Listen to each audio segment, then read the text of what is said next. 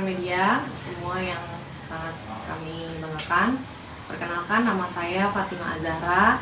Saya selaku anak menantu dari mantan Bupati Cirebon, ya, Bapak Sunjaya dan Ibu Ayu.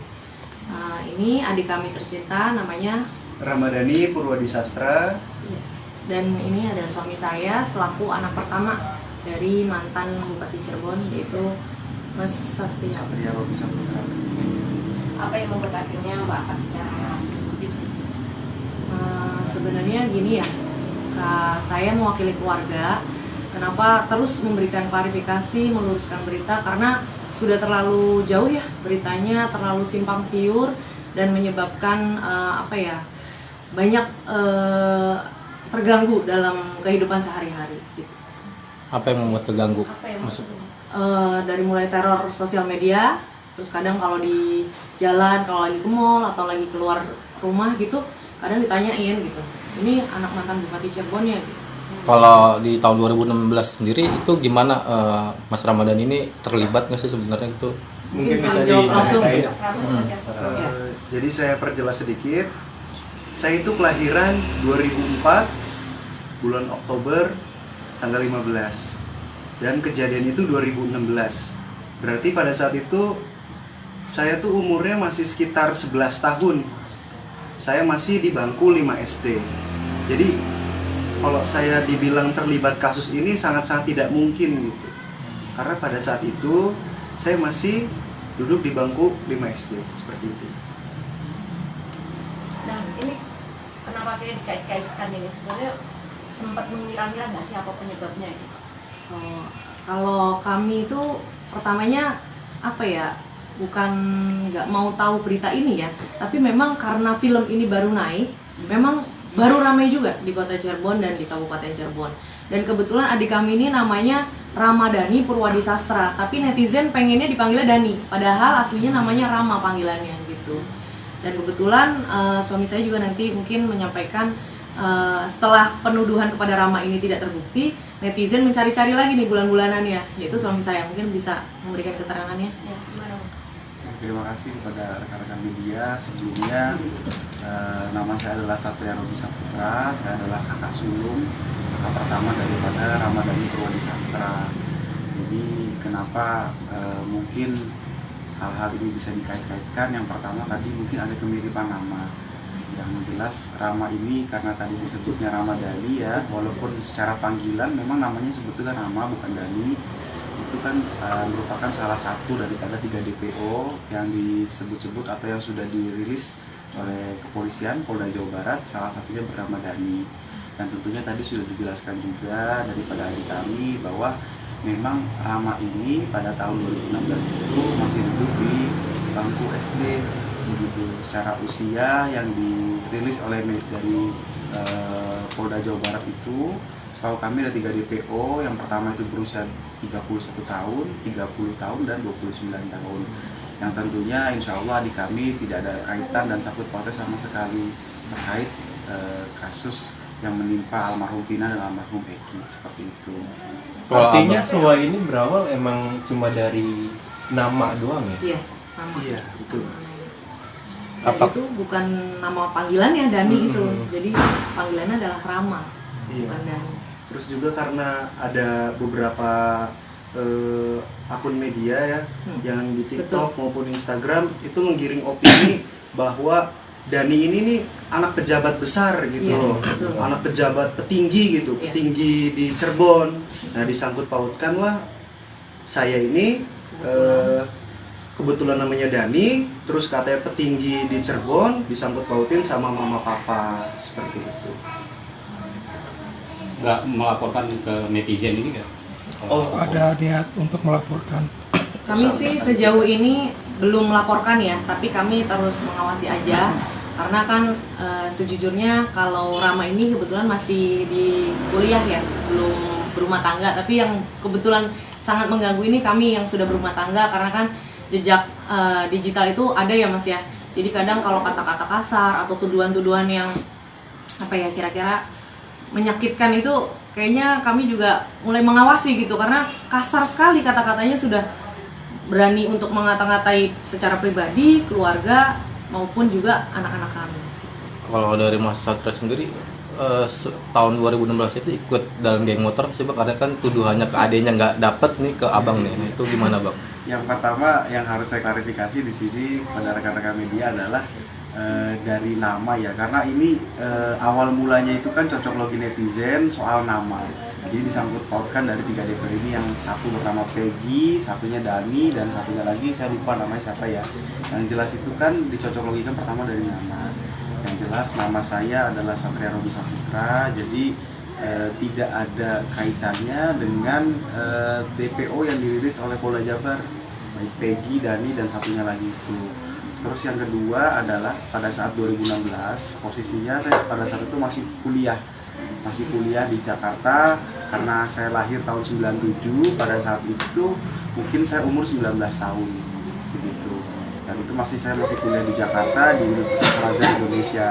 Nah, itu netizen juga bertanya-tanya kenapa kok pada 2016 itu bahkan ada yang mengkaitkan pernah cuti kuliah gitu. Nah, jadi ada yang jangan-jangan pada saat cuti kuliah ini kabur dan sebagainya gitu ya.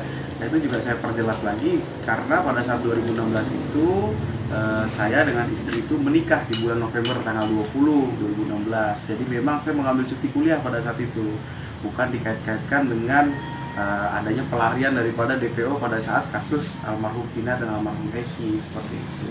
Tapi dengan ada fenomena geng motor sendiri tuh kayak gimana kasus? Kebetulan teman-teman media, saya ini sekarang selaku kepala desa di Kabupaten Cirebon, dan saya sangat concern sekali dan terkait masalah isu geng motor. Jadi bukan hanya tahun 2016 saja, akan tetapi sampai dengan saat ini pun peristiwa geng motor itu masih terjadi di Cirebon, dan itu sangat mengerikan. Setiap malam itu, terutama malam minggu ya, kami itu memberdayakan perangkat desa, Linmas, Babin Katipmas, dan Babinsa itu tuh berjaga-jaga. Karena di wilayah desa kami kebetulan itu wilayah yang cukup rawan.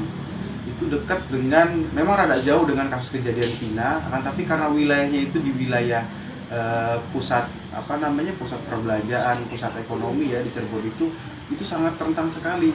Setiap malam itu banyak kejadian geng motor, dan rata-rata memang pelakunya adalah anak-anak di bawah umur yang masih SMP, masih SMA, seperti itu. Jadi sama sekali nggak mengenal dengan komunitas itu dulu? Tidak, kalau mengenal, kami sama sekali tidak mengenal komunitas geng motor pada saat itu. Kalau bapak sendiri pernah cerita nggak terkait dengan kasus ini? Orang tua tidak pernah ya.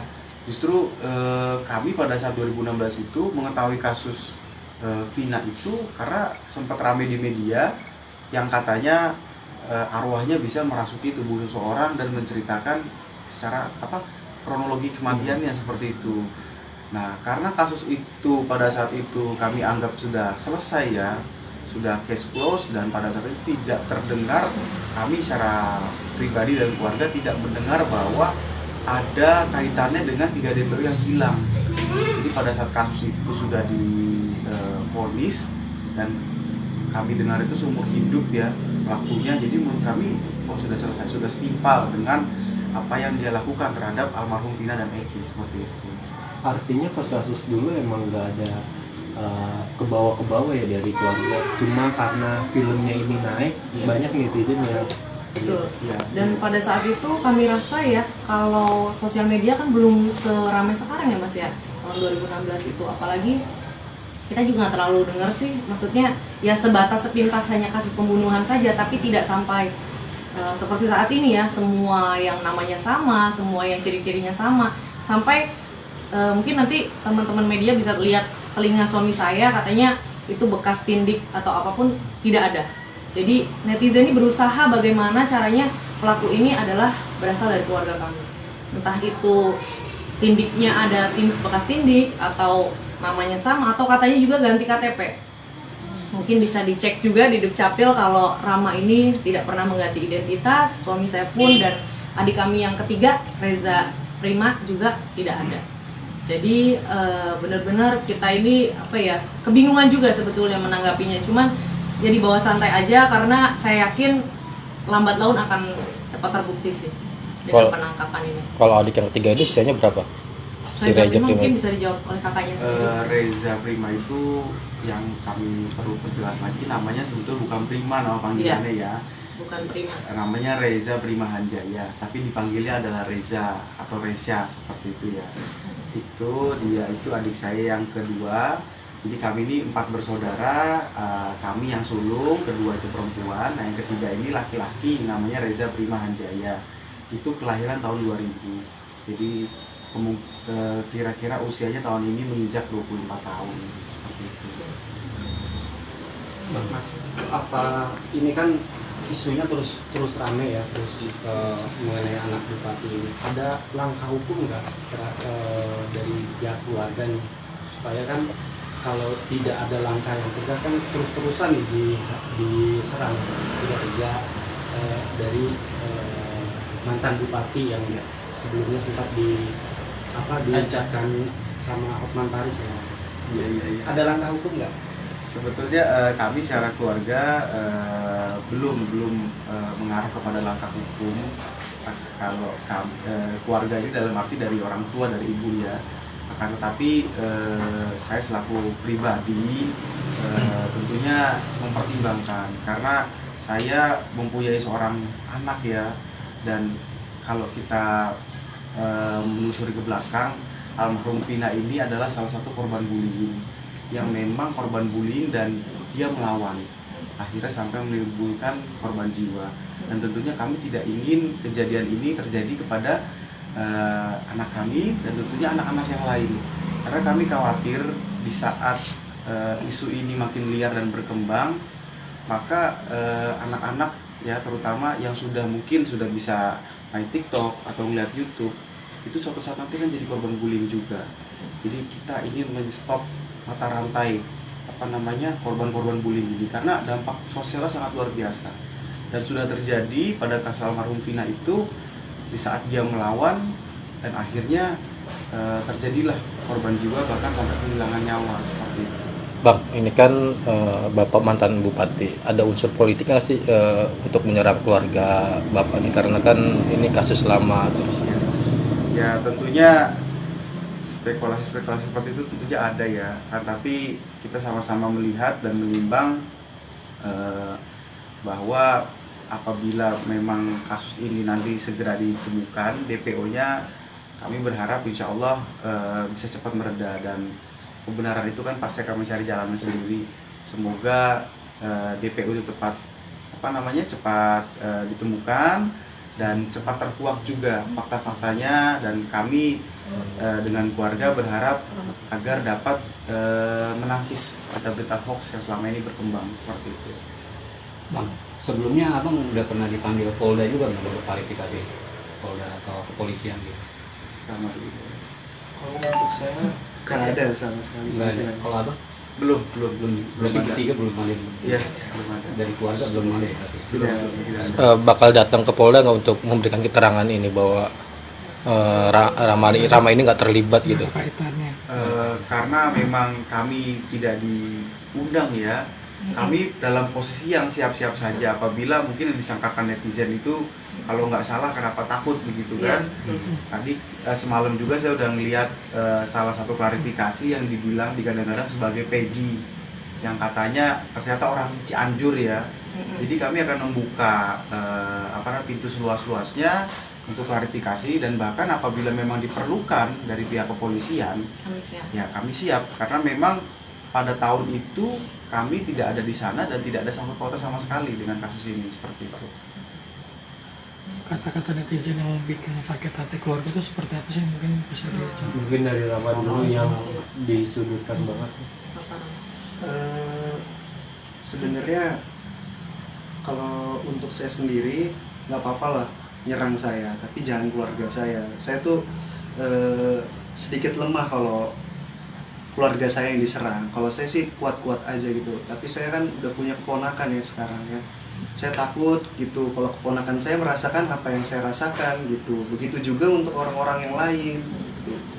Jadi udahlah, stop di saya aja gitu loh. Jangan sampai ada rama-rama selanjutnya gitu. Psikis keganggu gak bang? Kalau psikis ya insya Allah aman-aman aja sih sekarang. Tapi Tapi ya kalau dibilang keganggu ya pasti keganggu sih. Dosen gimana? Kuliahan nanya ini sih. Oh pasti, bukan hanya di kuliahan, tapi di lingkungan publik pun pasti banyak yang nanya. Termasuk dosen juga Bang? Oh ya pasti. Pasti dosen juga Pasti. menanyakan itu ya? Iya, Apa ada yang beberapa menanyakan? dosen yang nanyain. Oh, gitu. Ini benar atau tidaknya gitu. Tapi saya menjelaskan gitu bahwa ini tuh berita hoax. Gitu. Hmm. Mungkin kata-katanya mungkin seperti apa mungkin? Kata-katanya apa? Kata-katanya mungkin seperti ini ya, keluarga pembunuh gitu loh. Kenapa masih bisa tersenyum? Kenapa kamu nggak dipenjara aja gitu? Kenapa kalian nggak? Iya, katanya saya mengalihkan isu atau kayak gimana? Nggak ada sama sekali mengalihkan isu seperti itu. Masa saya nggak boleh sih bahagia gitu? Rama, ada beberapa artikel yang menyebut kalau kamu siap boxing ya buat Oh iya. donasi ke keluarga. Iya, Gimana betul. Itu, ada nggak mungkin tudingan-tudingan yang kayak ini anak pansos nih manfaatin momen gitu? Oh iya, pasti ada mas. Tapi sama sekali saya niatnya tidak seperti itu gitu loh. Sama sekali saya niatnya bukan untuk mencari uang di situ, mencari pamor di situ.